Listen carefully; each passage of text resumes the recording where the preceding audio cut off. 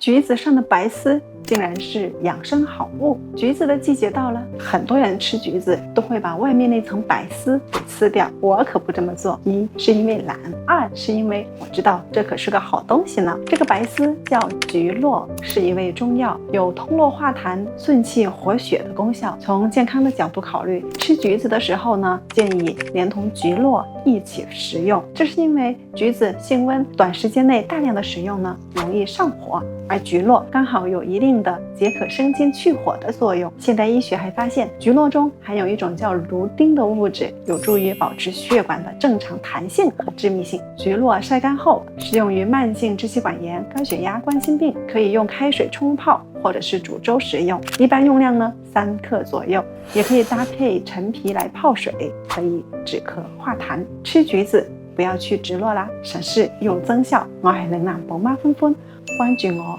輕鬆養生，陪你將生活過好。